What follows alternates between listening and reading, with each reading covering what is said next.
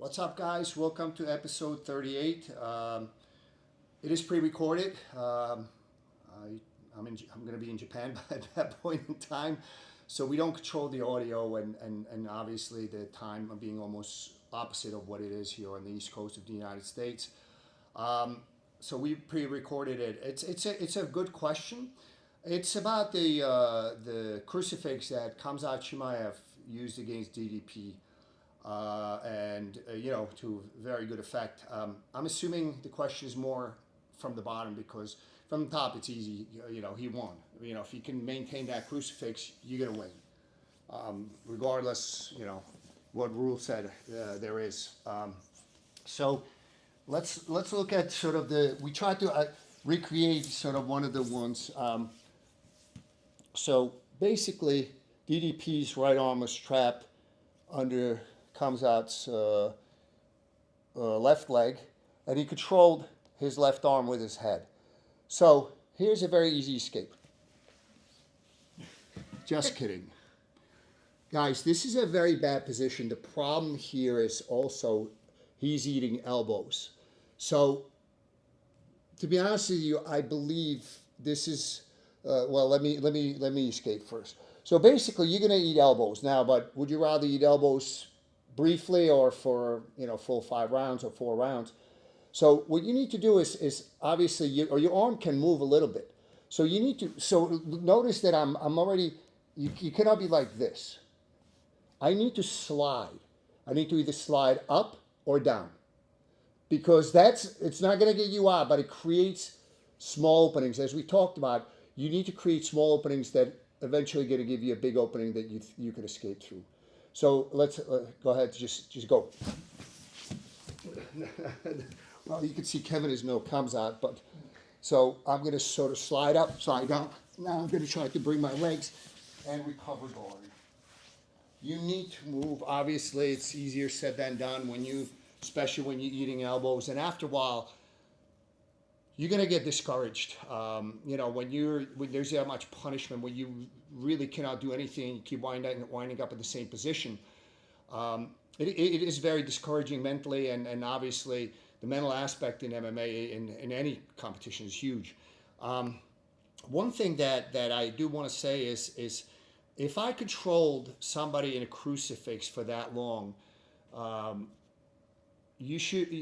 believe you should be able to find a way to put them away rather than just elbow them and punch them in the head and control them for 5 rounds.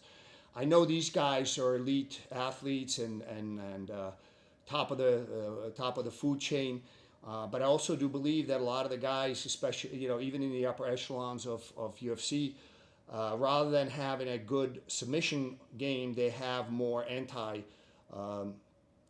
sort of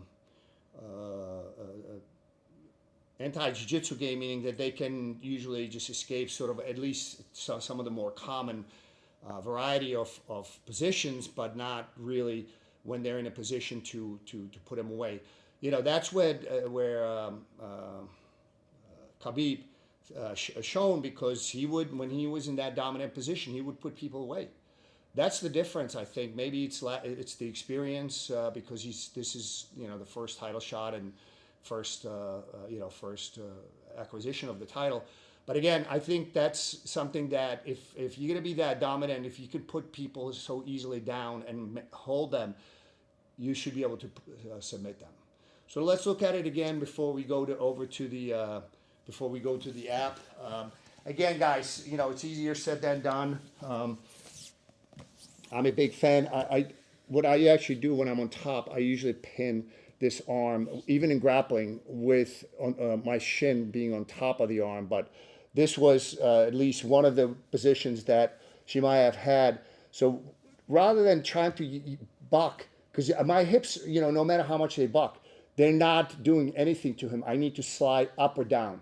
And you may have to combine the two motions. So a lot of times I try and then start to bring the legs in.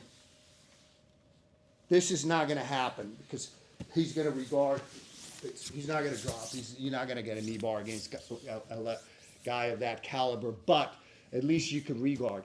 Probably you're going to wind up in that position repeatedly. So if that happens, you need to make sure that once you escape, guys, we talk about this all the time, you escape, you got to go after people. What happens, and I think this was actually in Poirier against Khabib, where Poirier caught Khabib in a guillotine, and I thought it was failing because Khabib's hairline was showing. There was a big gap, but you know, when you, even if you make a good effort where you can almost put the guy out, or almost really threaten them with much more severely, that the head doesn't pop out, it changes the dynamics of the fight, because that guy now starts to kind of like think about, okay, this almost got me finished, so I need to sort of start focusing more on shooting differently.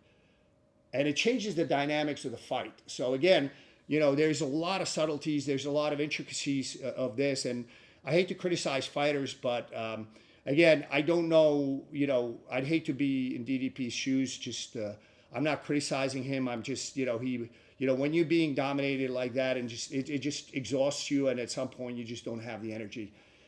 You know, as Vince Lombardi used to say, that you know, fatigue makes cowards of us all. That, you know, at some point you just can't move. You just basically just gotta try to survive.